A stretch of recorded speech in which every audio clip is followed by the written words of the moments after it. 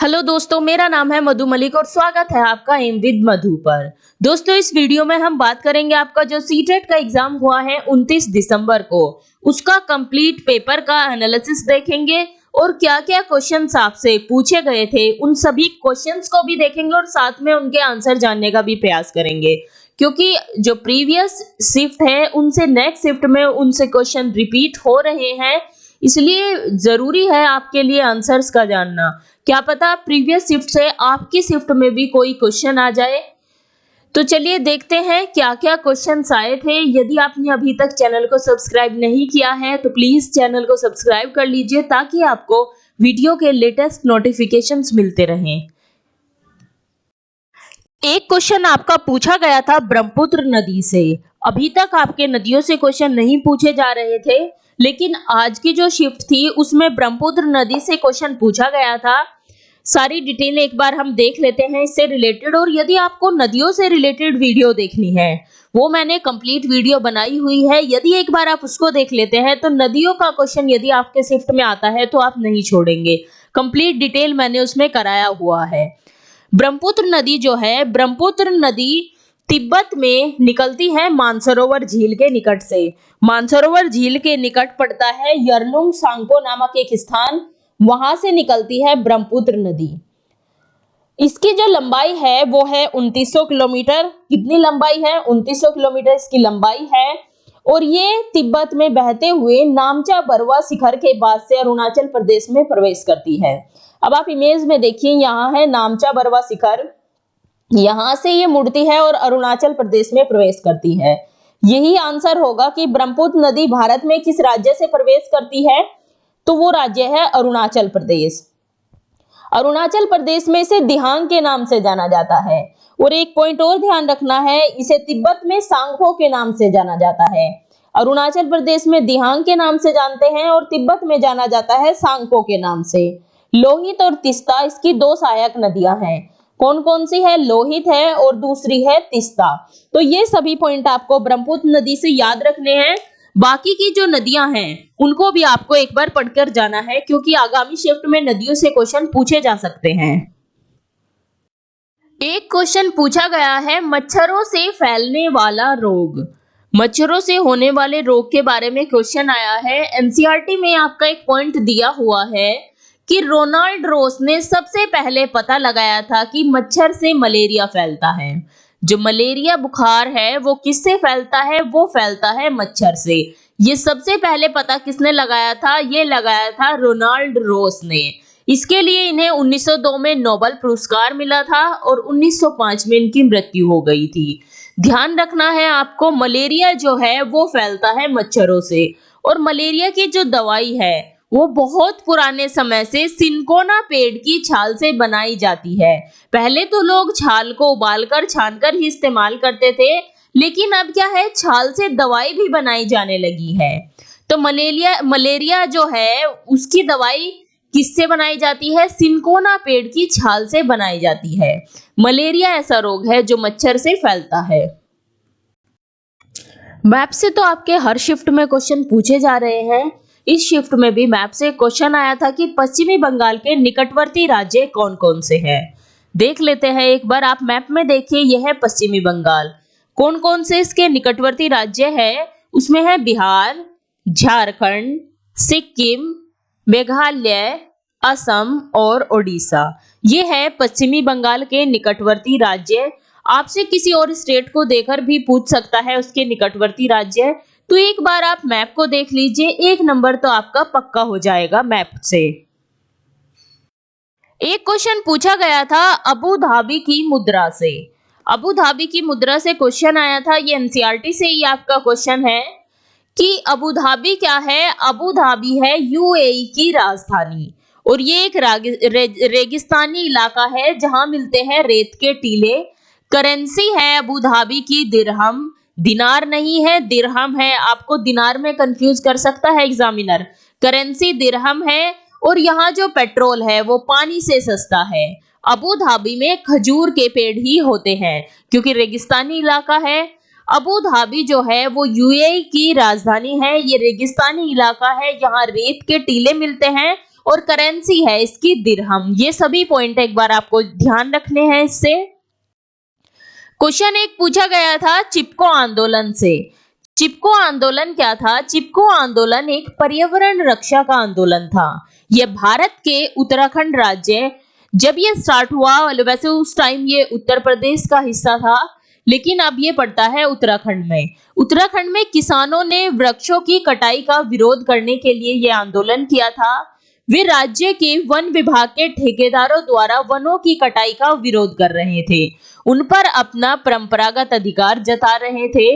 यह आंदोलन तत्कालीन उत्तर प्रदेश के चमोली जिले में सन 1973 में प्रारंभ हुआ।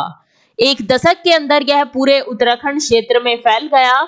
चिपको आंदोलन की मुख्य बात थी कि इसमें स्त्रियों ने भी भारी संख्या में भाग लिया था। इस आंदोलन की शुरुआत 1970 में भारत के प्रसिद्ध पर्यावरणविद थे एक सुंदरलाल बहुगुणा, कॉमरेड गोविंद सिंह रावत, चंडी प्रसाद भट्ट तथा श्रीमती गौरा देवी के नेतृत्व में हुई। चिपको आंदोलन वनों का अव्यावहारिक कटान रोकने और वनों पर आश्रित लोगों के वनाधिकारों की रक्षा करने का एक आंदोलन था। रेणी में 2400 से अधिक पेड़ों को काटा जाना था, इसलिए इस पर वन विभाग और ठेकेदार जो थे वो जान लड़ाने को तैयार बैठे थे, जिसे गौरा देवी जी के नेतृत्व में रेणी गांव में 27 महिलाओं ने प्राणों की बाजी लगाकर असफल कर दिया।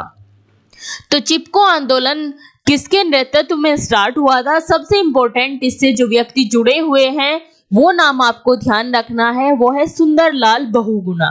क्या नाम है? सुंदरलाल बहुगुणा। और ये था वनों की कटाई को लेकर। इससे भी आपका क्वेश्चन पूछा गया था। क्वेश्चन एग्जैक्ट याद नहीं कि क्वेश्चन क्या आया था, एक बार आप चिपको आंदोलन के कंप्लीट डिटेल देख लीजिए, तो यदि आगामी शिफ्ट में आपका पेपर है और इससे क्वेश्चन आता है तो आप क्वेश्चन सही करके आए। नेक्स्ट एक क्वेश्चन पूछा गया था चेराव नाच से। चेराव जो नाच है वो किया जाता है मिजोरम में। कहाँ किया जाता है? मिजोरम का एक परंपरागत नृत्य है चेराव नाच। एक क्वेश्चन पूछा गया था कौन सा कीट समूह में नहीं रहता। इसमें ऑप्शन याद नहीं है, लेकिन एक छोटा सा मैं पॉइंट बता देती हूँ कि मधुमक्खियों की तरह चींटियां, दीमक और ततैया ये सभी समूह में रहते हैं। ऑप्शन के अकॉर्डिंग आप कर लीजिएगा यदि आगामी शिफ्ट में आता है ये क्वेश्चन। एक क्वेश्चन आया था ADHD से, attention deficit hyper activity disorder, जिसे हम ADHD बोलते हैं। ये मैंने पूरा जब लर्निंग डिसेबिलिटी अधिगम अक्षमता का आपको टॉपिक कराया था उसमें करा दिया था। एक बार आपको वो टॉपिक भी बिल्कुल देखकर जाना है, क्योंकि आपसे डिसअफेजिया, डिस्फेजिया, डिसकैल्कुलिया, डिसलेक्सिया, डिसग्राफिया, इनसे क्वेश्चन आपके हर शिफ्ट में पूछे जा रहे हैं। तो एक बार आप वो कर लेंगे वीडियो तो आपका कंप्लीट हो जाएगा अधिगम अक्षमता का। उसका लिंक भी मैं आपको डिस्क्रिप्शन में दे दूंगी, एक बार उसका आप देख लीजिएगा। अब ADHD क्या है? ADHD है ध्यान संबंधी समस्या है। जब बच्चा ध्यान केंद्रित किसी चीज पर नहीं कर पाता तो ये वो समस्या है। इसे सामान्य भाषा में ADHD कहते हैं। इन बच्चों में आवेगों के नियंत्रण की समस्या होती है। इनका ध्यान केंद्रित नहीं हो पाता। ये पॉइंट ध्यान रखना है आपको, इनका ध्यान केंद्रित नहीं हो पाता। इस कारण कक्षा में अनुशासनहीनता करते हैं तथा शिक्षण में बाधा उत्पन्न करते हैं। यह स्नायु तंत्र संबंधी विकृति है जिसमें असामान्य स्तर का ध्यान, आवेश और अति क्रियाशीलता सम्मिलित है। यह बच्चे संवेगात्मक रूप से अस्थिर होते हैं। प्राथमिक स्तर के बच्चों तथा लड़कियों की अपेक्षा ये लड़कों में अधिक पाया जाता है। ADHD को भी ध्यान रखना है। ये है एक ध्यान, जब बच्चा ध्यान केंद्रित नहीं कर पाता उससे संबंधित एक विकार है। एक क्वेश्चन आया था कौन सा जानवर 17 से 18 घंटे सोता है। ये मैं आपको बहुत बार करा चुकी हूँ, जितने भी मैंने मैराथन क्लासेस लिए हैं या EVS की जो कंटेंट की NCERT सीरीज कराई है उसमें भी कराया है। क्वेश्चंस में भी मैं आपको इतनी बार दे चुकी हूँ। टेलीग्राम पर जो हम क्विज करते हैं उसमें भी मैंने ये आपको कराया है। तो ये जो है जो 17 से 18 घंटे सोता है वो है स्लोथ। कौन सा है जानवर? ये स्लोथ है। दिखने में ये वैसे भालू जैसा होता है, आप इमेज में देखिए, दिखने में भालू जैसा होता है लेकिन ये भालू से अलग है। ये क्या करता है? ये 17 से 18 घंटे उल्टे सिर लटक कर पेड़ों से सोते हैं और जिस पेड़ पे ये रहते हैं उसी के पत्ते खाते हैं, और जब ये सारे पत्ते उस पेड़ के खा लेते हैं तब ये दूसरे पेड़ पर जाते हैं। लगभग 40 वर्ष के अपने पूरे जीवन में ये मुश्किल से 8 पेड़ों पर घूमने की तकलीफ उठाते हैं और ये सप्ताह में एक बार ही सूंच करने के लिए नीचे उतरते हैं। स्लोथ का आपको ध्यान रखना है, दिखता भालू जैसा है लेकिन ये भालू से कुछ डिफरेंट है। एक क्वेश्चन पूछा गया था आपका सीडीपी से कि सर से पैर की ओर जो विकास होता है वो क्या कहलाता है। जो विकास प्रिंसिपल ऑफ डेवलपमेंट है यानी कि शारीरिक विकास के जो सिद्धांत है उनसे क्वेश्चन आया था। ये भी मैं आपको जब मैंने सीडीपी का मैराथन क्लास कराई थी ये भी मैं आपको करा चुकी हूँ। क्वेश्चंस आपके ज्यादातर वही आ रहे हैं जो सीडीपी के मैराथन में कराए थे। सीटेट के मैराथन से तो आपके किसी शिफ्ट में तो 12 से 13 क्वेश्चन भी पूछे जा चुके हैं, क्योंकि एनसीईआरटी से आपका पेपर आता है और एनसीईआरटी से ही पूरा मैराथन मैंने कराया है। तो कौन कौन से प्रिंसिपल है शारीरिक विकास के? एक है सेफेलोकैडवल जिसे बोला जाता है मस्तिष्कोन्मुखी, और दूसरा है प्रॉक्सिमोडिस्टल जिसे बोला जाता है समीप दूराभिमुखी। सेफेलोकैडवल में जो डेवलपमेंट होता है आपका वो होता है सर से पैर की ओर। कैसे? जब बच्चा छोटा होता है सबसे पहले बच्चा अपना सर ऊपर उठाने की कोशिश करता है, उसके बाद अपने हाथ पर कंट्रोल करता है, लेकिन चलता वो बाद में है। इसी को बोला जाता है सेफेलोकैडवल। और प्रॉक्सिमोडिस्टल का मतलब है सेंटर टू आउटवर्ड यानी कि केंद्र से बाहर की ओर। जब बच्चा पैदा होता है उसके शरीर के जो आंतरिक अंग होते हैं वो सभी कार्य कर रहे होते हैं, उसका दिल धड़क रहा होता है, लेकिन जो बाहर के अंग है जैसे वो अपनी भुजाओं पर कंट्रोल बाद में कर पाता है, तो ये होता है प्रॉक्सिमोडिस्टल। ये जो डेवलपमेंट है ये चलता है सेंटर टू आउटवर्ड। ठीक है, एक बार आप इन दोनों को भी ध्यान रख लेना, इनसे आगामी शिफ्ट में भी क्वेश्चन पूछे जा सकते हैं। नेक्स्ट एक क्वेश्चन मधुबनी चित्रकला से पूछा गया था। अब मैं बार बार नहीं कराऊंगी, मैंने सीटेट के एनालिसिस में भी 2 से 3 बार मधुबनी चित्रकला के बारे में बताया है, तो इसको आपको ध्यान रखना है। क्वेश्चन एक नेपथिन से आया था, ये भी मैं कई बार करा चुकी हूँ। क्वेश्चन हर शिफ्ट में एनईपी 2020 से पूछा जा रहा है, इसको भी एक बार आप देख लेंगे। LAD लैंग्वेज एक्विजिशन डिवाइस जो चॉम्स्की ने बताया था उससे भी आपका एक क्वेश्चन पूछा गया था। बहुबुद्धि सिद्धांत से भी अब आपके हर शिफ्ट में क्वेश्चन पूछे जा रहे हैं, तो गार्डनर के बहुबुद्धि सिद्धांत को भी एक बार आप देख लेंगे। अब मैथ्स में क्वेश्चन आया था, अब 2 भिन्न दिए हुए थे, इनका अंतर पूछा था, तो ये ज्यादा डिफिकल्ट क्वेश्चन नहीं है, इसे आप इजीली कर लेंगे। इस तरह का क्वेश्चन मैथ्स में आया था। मैथ्स में एक क्वेश्चन आपका स्थानीय मान यानी कि प्लेस वैल्यू से पूछा जा रहा है, थोड़ा सा आप इसके बारे में देख लेंगे। एक क्वेश्चन पूछा गया था कॉम्यूटेटिव प्रॉपर्टी से। कॉम्यूटेटिव प्रॉपर्टी क्या होती है कि यदि हम 3 में 5 जोड़े या 5 में 3 जोड़े, भले ही हम उलट कर जोड़े, बात तो बराबर है, 3 में 5 जोड़ लीजिए या 5 में 3 जोड़ लीजिए, तो ये होती है कॉम्यूटेटिव प्रॉपर्टी। इससे भी क्वेश्चन आपका पूछा गया था। क्वेश्चन एग्जैक्ट याद नहीं है कि क्वेश्चन क्या आया था, लेकिन इससे क्वेश्चन आया था। तो ये आपको सभी पॉइंट्स ध्यान रखने हैं और इनसे रिलेटेड थोड़ी थोड़ी चीजें आपको पढ़कर जाना है। और ये क्वेश्चन आपसे पूछे गए थे 29 दिसंबर की शिफ्ट में। प्रीवियस शिफ्ट में यदि आपका आगामी शिफ्ट में एग्जाम है तो प्रीवियस शिफ्ट में जितने भी क्वेश्चंस पूछे गए हैं सारे प्रीवियस शिफ्ट के एनालिसिस देखने के बाद उनसे रिलेटेड कुछ कुछ पॉइंट्स आप अगर पढ़ लेंगे तो उससे ही आपकी शिफ्ट में कई क्वेश्चन आपको मिल जाएंगे।